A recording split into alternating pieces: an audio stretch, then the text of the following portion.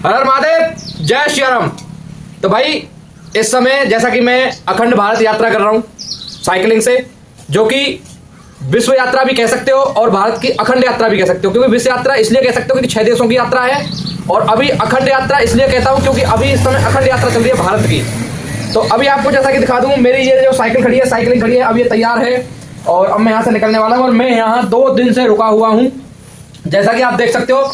इस समय जब मैं आया था 2 दिन पहले, ये गर्भगिरी नवनाथ मणि हिंगवे, जो कि नवनाथ जी का मंदिर है।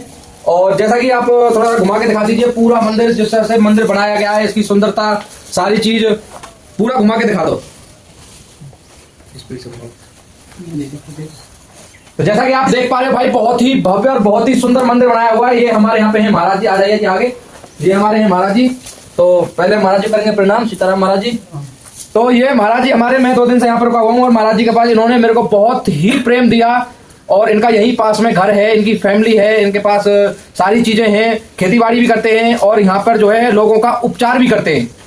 तो ये बहुत ही अच्छी चीजें देखने को मिलती हैं हमारे सनातन धर्म में, जो कि ये अपना फैमिली तो चला ही रहे हैं, साथ में मंदिर भी चला रहे हैं और तीसरी चीज लोगों का उपचार भी कर रहे हैं।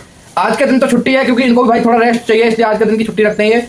वरना यहाँ पे 2 दिन से मैं खुद देख रहा हूँ कि इतनी भीड़ लगी रहती है लोगों की। बहुत दूर दूर से महाराज जी के पास जो लोग आते हैं अपनी बीमारियां लेकर, और महाराज जी उनको जड़ से खत्म कर देते हैं। तो महाराज जी कितने प्रकार की, मतलब किस किस प्रकार का इलाज करते हो आप? क्या किसी को बुखार आता है, वो बुखार का इलाज होता है। किसी को जो कागड़ी बोलते हैं यानी कि अपने अंदर जो पेशी रहता है ना, अंडर पेशी, यानी ऐसा हो बढ़ जाता है, हुक्म ज़्यादा होता है, उसका इलाज किया जाता है।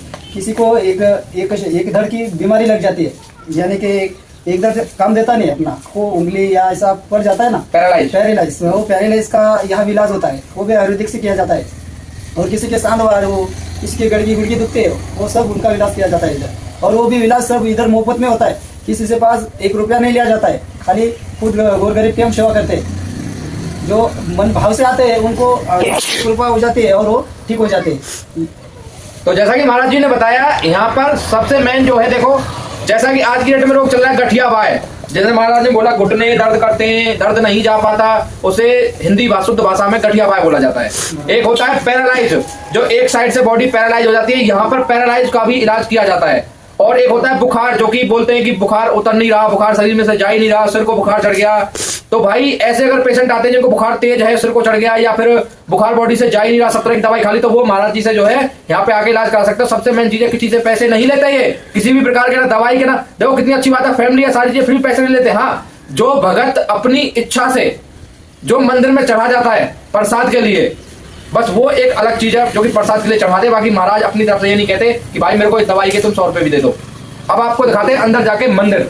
इधर वो जो संतान प्राप्ति के लिए जो योग आता है, वो भी इधर में हो जाता है, संतान प्राप्ति के लिए। किसी को जो संतान, भाई जिसको अगर संतान नहीं हो रहा है, ये तो बहुत ही बड़ी बात कह दी महाराज जी ने, बहुत बड़ी। किसी को संतान नहीं होती, वहां उस चीज का भी महाराज जी के पास इलाज है, क्योंकि महाराज जी बहुत समय से जो है आयुर्वेदिक में चल रहे हैं, आयुर्वेदिक चीजों को सीख रहे हैं। अभी आपको मैं कहता हूँ नवनाथ जी के दर्शन की, नवनाथ जी होते क्या है, नवनाथ जी का मंदिर अंदर होता कैसा है, सारी चीजें। आइए चलिए आगे।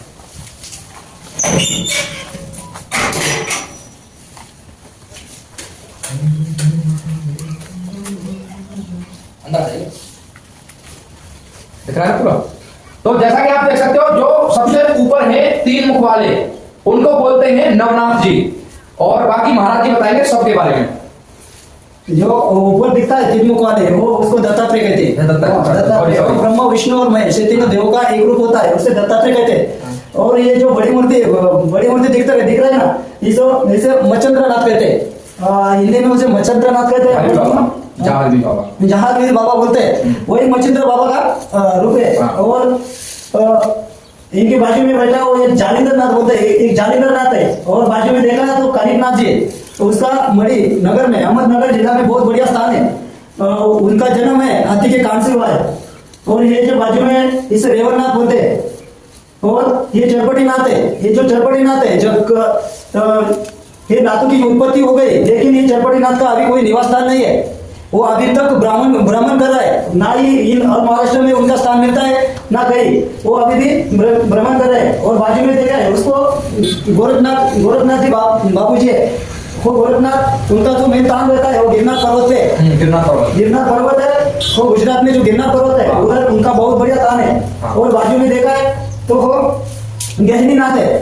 ये गहनीनाथ जी है। जब ऐसा समय था कि कलियुग की प्रारंभ की कालावधि में जो गोरक्षनाथ संजीवनी मंत्र का जाप पठन कर रहे थे, तभी एक चिक्कल का एक पुतला बनाया, उससे उनकी उत्पत्ति हुई है, उसे गणनीनाथ बोलते हैं।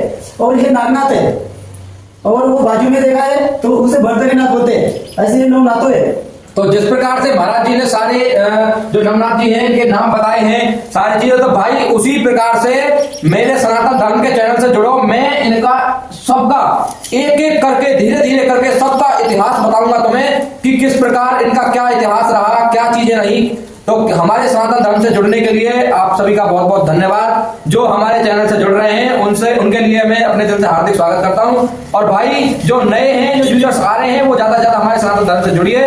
हर हर महादेव, जय श्री राम। बोल नवनाथ महाराज की जय, बोल दत्त महाराज की जय।